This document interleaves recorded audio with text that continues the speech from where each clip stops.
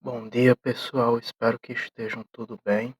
Meu nome é Elias, sou estudante de Ciências Biológicas e agora mestrando pela Universidade Federal do Rio Grande do Norte. E hoje vamos fazer a análise de um artigo muito interessante. Eh, essa gravação é como se fosse um ensaio para uma disciplina que eu estou pagando, onde eu vou apresentar essa análise de artigo, mas eu vou postar aqui no YouTube, porque a informação é interessante e penso que vocês vão gostar e aproveitar bastante. Então, eu estou fazendo essa gravação e vamos começar, né? Eu quero que dure 15 minutos a partir do momento que eu começar a apresentar. Então, vamos lá. O nome do artigo é Comparação de métodos de captura para monitorar a atividade de maruins do gênero Culicoides em Trinidad, Índias Ocidentais.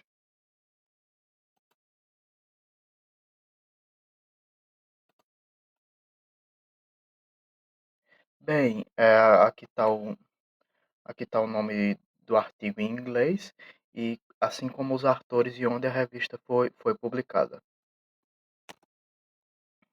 Primeiramente, vamos começar discutindo quem são os maruins. Os maruins, eles pertencem ao reino Animalia e ao filo Arthropoda. Eles são insetos da ordem Diptera. Quem são os dípteros? Os dípteros são a ordem dos mosquitos, moscas, flebotomínio e dos maruins também. E o que caracteriza todos esses insetos? Eles vão ter um par de asas membranoso, esse transparente aqui, como vocês podem ver na figura, que eles usam para voar. E eles também, abaixo do par de asas membranoso, vão ter um par de asa conhecido como balancim ou haltere, porque ele realmente se parece com um haltere de levantar peso. Essa é a característica principal dos dípteros. Todo díptero vai ter balancim. Eh, os maruins eles também vão pertencer à família Ceratopogonidae e os principais gêneros de importância médica são Leptoconopsis e o Culicoides. Eh, principalmente o Culicoides. O Culicoides vai estar relacionado à maior parte das doenças de importância médica e veterinária. E qual a principal característica dos culicoides? Eles vão ter essas asas manchadas, como também dá para ver pela figura. O ponto onde estão essas manchas e essas máculas, assim como o formato, são características taxonômicas muito relevantes para definir qual espécie estamos falando. Culicoides paraenses, culicoides insignis, culicoides, culicoides furens, qualquer tipo de culicoides, mas não só as asas, vão ter outras características taxonômicas, mas vamos lembrar que a principal é a asa. Como eu havia falado, eles são os principais vetores de importância médica e veterinária. Em rebanhos de animais domésticos, por exemplo, é muito comum eles serem afetados pela doença da língua azul, como ovelhas, cabras, vacas, bois. Eles são muito afetados por essa doença e ela causa prejuízos econômicos. Ele, o principal vetor da doença da língua azul é o Culicoides insignis. E os maiores surtos estão acontecendo na Europa nesse exato momento. Também temos a mansonelose, que é uma helmintose, uma doença causada por um verme. É um verme semelhante à elefantíase, mas sem sequelas tão graves quanto a elefantíase. E é uma doença endêmica lá da região amazônica, que também é transmitido pela picada do culicoides. O culicoides vai estar carregando esse aumento. E a principal doença de importância médica no Brasil atualmente é a febre do ouro-posto, que é uma arbovirose, uma doença transmitida por artrópodes. No caso, ve- vetores alados, como os mosquitos e, no caso da febre do ouro-posto, dos maruins. O principal vetor da febre do ouro-posto é o Culicoides paraensis. e é uma doença que era endêmica da Amazônia, mas que atualmente está se expandindo para vários estados brasileiros já produziu inclusive óbitos. Teve 2 casos de óbitos na Bahia de pessoas saudáveis, teve um óbito fatal em Pernambuco e teve 3 óbitos no Espírito Santo.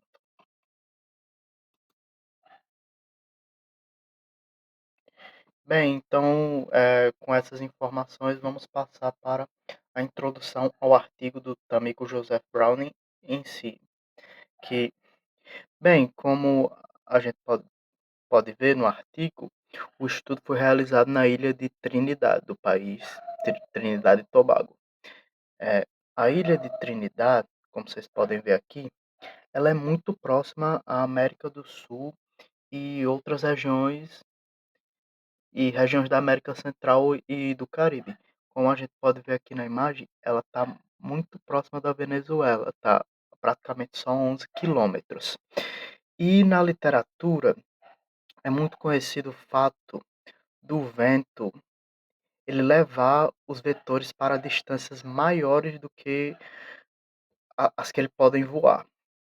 Então, a ilha de Trinidad, ela ela funciona como se fosse um heliporto desses vetores que estão presentes lá na ilha. A ilha atualmente, no caso dos culicoides, ela tem 46 espécies de culicoides, e por estar muito próxima tanto de regiões do Caribe, da América Central e América do Sul, ela ela funciona como um heliporto para esses vetores de doenças e, inclusive, a doença da língua azul e a febre do oropouche circulam na ilha. E um fato mais interessante ainda é que em 1955, eh, foi sequenciado pela primeira vez o vírus do oropouche em um habitante que estava localizado no sul da ilha de Trindade, numa aldeia chamada Vega de Oropouche. E 5 anos depois foram haver os primeiros surtos na Amazônia brasileira, na região do Pará, onde 11.000 pessoas foram infectadas e apresentaram sintomas.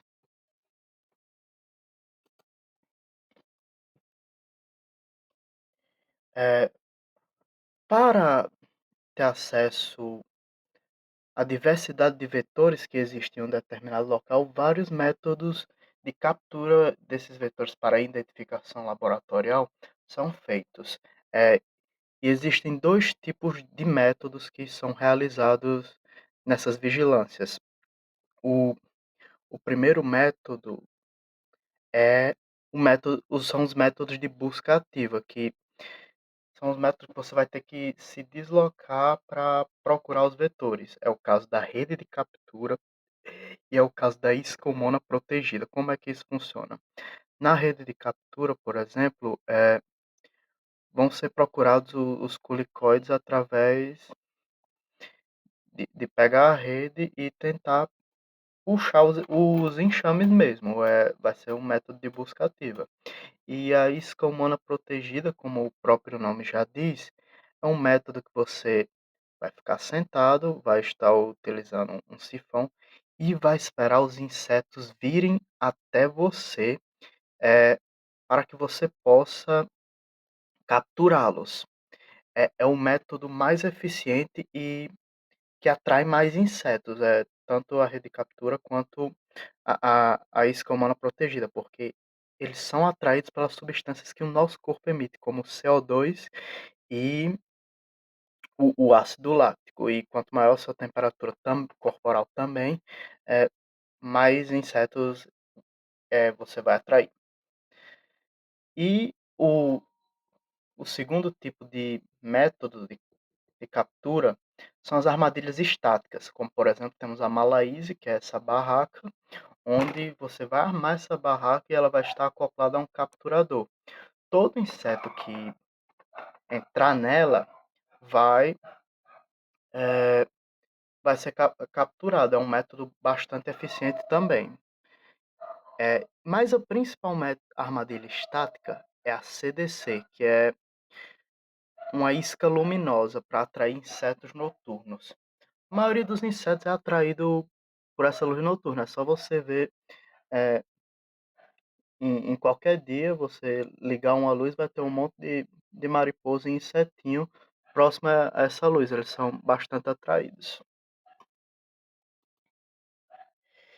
E nesse artigo, eh, o principal objetivo foi ver qual a eficiência de cada armadilha estática dessas, estilo CDC, na captura de culicoides. Ele testou a riqueza de espécies que cada uma capturou, os principais gêneros, masculino e feminino, o status reprodutivo das fêmeas e a abundância de indivíduos. A riqueza de espécies é para dizer quantas espécies tem, e a abundância é quantos indivíduos tem. E os diferentes modelos de armadilha utilizados foi a armadilha no A foi CDC de luz ultravioleta, a armadilha B foi CDC de luz incandescente e a armadilha C foi uma armadilha que produz CO2 a partir da sublimação do gelo.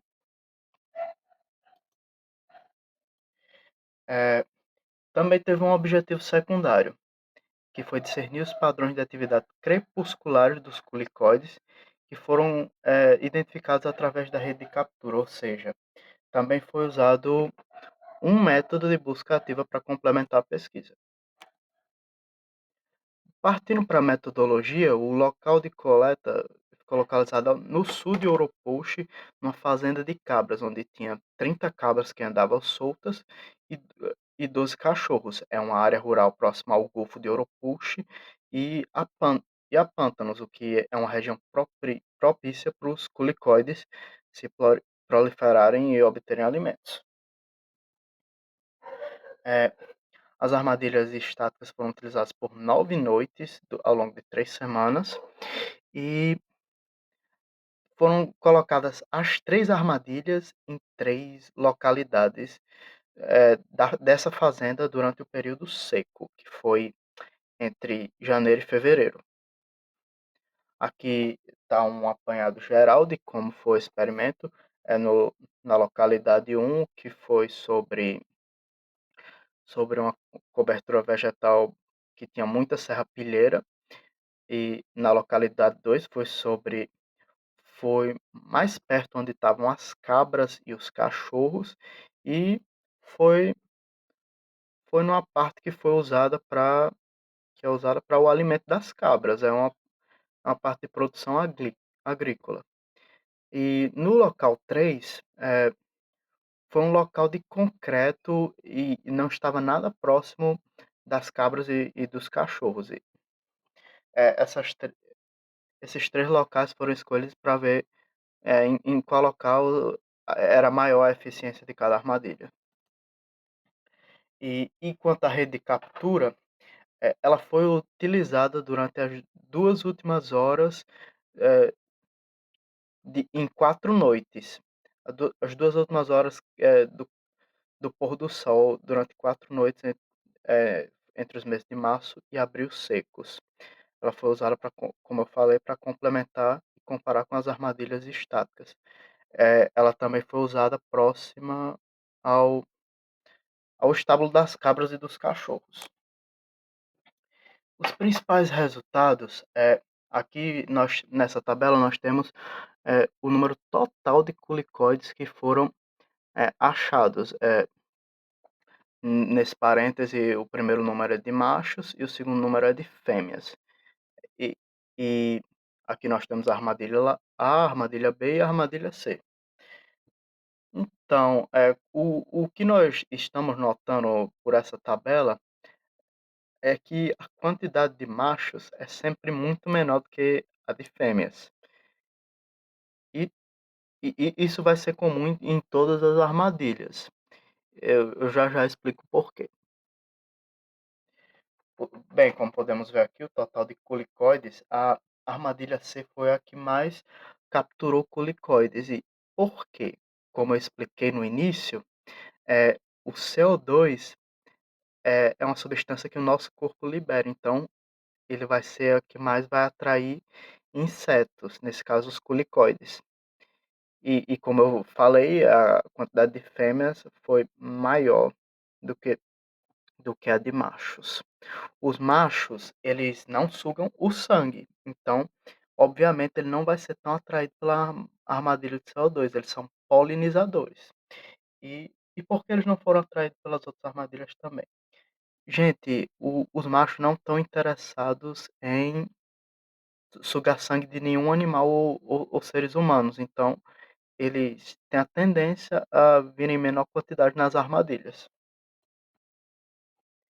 Como eu falei, a armadilha C teve uma maior abundância e riqueza de culicóides, apesar da riqueza de espécies, a quantidade de espécies capturadas não ter sido tão diferente entre as armadilhas. A armadilha C, ela capturou 8 espécies, enquanto a armadilha A capturou apenas 7 ou foi 6, e a armadilha B capturou apenas 5. Não foi assim tão diferente, mas a abundância é o que fez a armadilha C se destacar.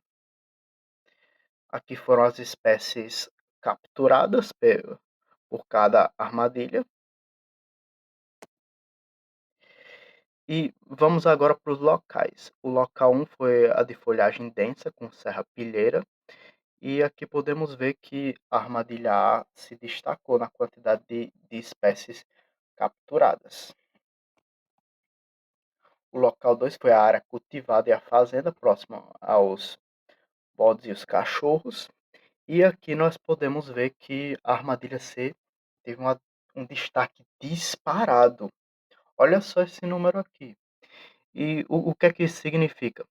Olha, esse local está mais próximo dos das vítimas dos culicoides, que são as cabras e os cachorros. Eles vão picar esses animais para obter sangue, as fêmeas dos culicoides, no caso. Então, é, é bem contraintuitivo que eles sejam mais atraídos por uma armadilha que emite CO2, assim como os animais que eles atacam. E o local 3, que foi o ambiente de concreto, a armadilha A também obteve destaque na quantidade de indivíduos capturados. O que é que nós estamos percebendo aqui?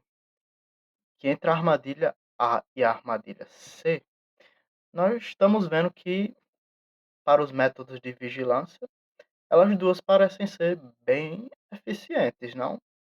Vamos discutir isso daqui a pouco.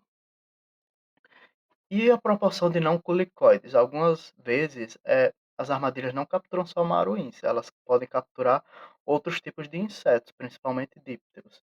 Então, na proporção, a armadilha A, ela também captura, ou ela foi a que capturou uma maior quantidade de não maruins.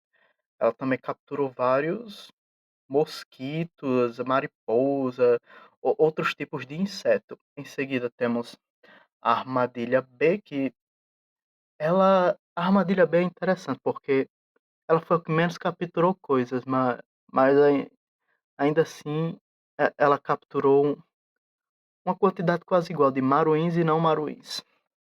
E a armadilha C foi a que mais capturou só os maruins, porque já é de conhecimento da literatura que os maruins eles são mais atraídos por compostos orgânicos produzidos pela gente, e no caso o CO2. Então, é uma armadilha mais direcionada para se você quer capturar realmente maruim.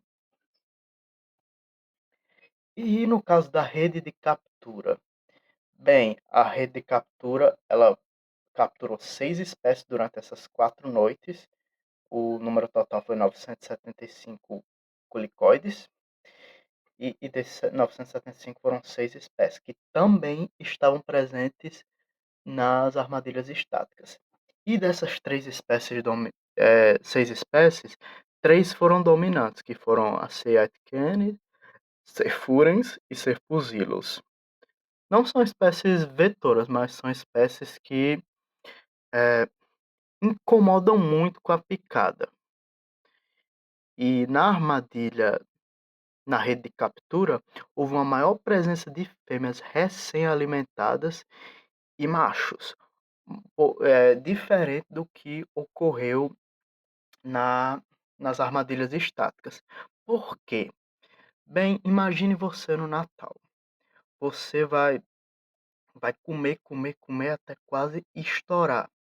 E depois que você come, você não quer mais nada. Você só quer ir para o seu quarto e não quer que ninguém procure por você. É a mesma coisa com essas fêmeas recém-alimentadas. Depois que elas se alimentam, elas têm uma tendência a não ir para essas armadilhas estáticas para se alimentar de novo. Ou seja, a rede de captura, ela captura essas fêmeas alimentadas, porque você vai atrás delas, você não fica esperando elas virem. Foi uma analogia bem legal, né. E quanto aos machos, como eu disse, os machos não são tão atraídos pelas armadilhas estáticas, então os machos também você vai ter que procurá-los. Então é por isso que na rede de captura você acaba pegando mais machos também. E na rede de captura, a riqueza de espécies e a atividade, ela variou com o horário, ou seja, nas 2 últimas horas do pôr do sol, eh, a riqueza de espécies variou à medida que chegava à noite. Eh, Teve um momento que foi entre as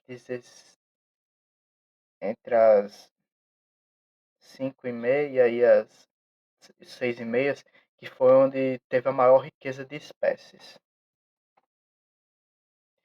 Na discussão do artigo, lembrando que eu vou deixar o artigo na descrição do vídeo, eh, ele mostra que a armadilha A e C em estudos anteriores foram mais eficientes que a B também, lembrando que a armadilha B é a de luz incandescente, que emite mais calor do que luz, né. A armadilha B, ela praticamente foi a menos eficiente de todas, porque ela foi a que pegou uma menor quantidade de culicoides e também, eh, a riqueza de espécies também foi menor. Mas esse não foi o maior problema da armadilha B, eu vou já falar sobre qual foi. A eh, o segundo ponto da discussão é que ele fala que apesar da armadilha A capturar também uma grande quantidade de outros insetos, ela pode ser usada para capturar os machos de culicóides, porque, como a gente viu lá nos números, a quantidade de machos dela foi maior do que a das outras armadilhas estáticas. Então, se você quer conhecer a morfologia do macho, alguma coisa assim, você pode usar a armadilha A. Eh, e como eu falei, anteriormente, já é de conhecimento da literatura que os culicóides são mais atraídos pelo odor e temperatura corporal do que luz, que também é mostrado nesse estudo. Agora uma comparação entre as armadilhas A e C, que foram as mais eficientes, o autor fala que elas podem ser usadas em conjuntos em alguns estudos. A armadilha A, ela possui um menor custo e longa duração. Além disso, apesar dela ter pego menos culicoides, ela pegou uma quantidade quase igual de espécies da armadilha C. Então, ela pega em menor quantidade, mas pegou praticamente todos os representantes das espécies. Então, não seria melhor usar uma armadilha de menor custo, que possui uma longa duração e ela vai pegar menos bicho para você trabalhar, mas esses bichos representam quase todas as espécies? Olha, eu acho que seria uma boa. A armadilha C, apesar dela ter pego a maior quantidade e uma maior quantidade de espécies, eh, ela tem um custo mais elevado e você tem que ficar renovando ela para ela ficar espirrando CO2. Então, é é algo a se pensar. Eh, Também tem o ponto aqui que está destacado no gráfico, que algumas espécies foram a Culicoides guaianensis foi capturado somente na armadilha C, enquanto a Culicoides ocumarensis foi capturado só na armadilha A. Então é por isso que o autor fala que para ter noção da real quantidade de espécies, é bom usar as duas, as duas no mesmo estudo. E a armadilha B? Eu já falei dos problemas da armadilha B, mas o principal é esse aqui, ó. Como vocês podem ver aqui no gráfico, ela não capturou esse Culicoides insignis. E por que que isso é ruim? Eu falei no começo do vídeo que o Culicoides insignis é o principal vetor da doença da língua azul. Então, se você está usando uma armadilha para vigilância vetorial, qual o sentido de você usar uma armadilha que não consegue capturar o vetor mais importante de uma arbovirose veterinária? Não faz o menor sentido. É que nem você dar o prêmio de jogo do ano para Astrobot. Não faz sentido, mas aconteceu. O período de atividades e a riqueza de espécies é um problema, porque, por exemplo, algumas espécies têm horários e períodos de atividade diferentes, o que pode dificultar os trabalhos. Por exemplo, o Culicoides paraense, que é o principal vetor da febre do ouro Oxe, ele tem um período de atividades mais diurna do que noturna. Então, essas três armadilhas são usadas no período noturno e crepuscular. Então, com, é muito raro a gente achar o Culicoides paraensis de noite. Então, não seria melhor usar uma combinação de armadilhas que fossem de noite e de manhã para pegar uma boa, uma boa quantidade de espécies? Pois é. A riqueza de espécies, como eu falei, foi praticamente igual entre as armadilhas estáticas e a rede de captura. Então, nós chegamos às conclusões. A melhor armadilha estática, que capturou uma maior quantidade de espécies e uma maior quantidade de indivíduos também, foi a armadilha de CO2, que produzia CO2. A maior captura de machos e fêmeas recém-alimentadas foi no método de busca ativa conhecido como rede de captura. Os métodos de busca ativa, eles não só capturam uma, uma maior quantidade de machos e fêmeas recém-alimentadas, quer dizer, o disco humano ele não vai capturar tantos machos. Mas enfim, eles não só capturam uma grande quantidade de fêmeas recém-alimentadas, como também eles vão capturar uma maior quantidade de, de espécies, uma maior riqueza de espécies. Nesse caso, ele capturou só 975 indivíduos porque foram usados só 4 dias. Lembrando que as armadilhas estáticas ficaram funcionando por 9 dias. Então, se ele ficasse mais tempo, se tivesse sido utilizado por mais tempo, então a rede de captura teria capturado mais. E a 15 minutos após o pôr do sol é onde teve uma maior riqueza de espécies, ou seja, depois das 5h30 por aí. É onde os maruins têm um maior período de atividade, realmente. Os culicóides eles são mais crepusculares, como é comprovado por outros estudos. E é isso, muito obrigado pela atenção. Eu devo ter passado de 15 minutos, mas eu vou treinando mais até a apresentação. Nesse caso, esse vídeo eu vou postar, né? Até mais e obrigado pela atenção.